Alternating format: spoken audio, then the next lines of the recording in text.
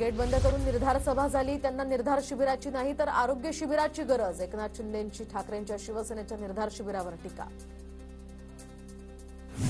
एखाद्या गावात कुत्रे भुंकतात तशी कुत्र्यांची गँग भुंकत चालली आहे। अनेक दिवसांपासून भुंकणं सुरू आहे। आता आला अंगावर की ठोकायचा तरच महाराष्ट्र आणि मुंबई वाचेल, संजय राऊतांचं मेळाव्यात वक्तव्य। मुंबई महापालिकेवर भगवा झेंडा फडकवल्याशिवाय गप्प बसणार नाही। राक्षसाचा जीव पोपटात असतो तसा त्यांचा जीव मुंबई पालिकेत आहे। एकनाथ शिंदेंचा उद्धव ठाकरेंवर हल्लाबोल।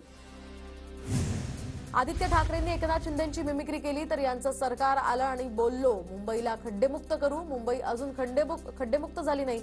आदित्य ठाकरेंकडून मिमिक्री करत टीका।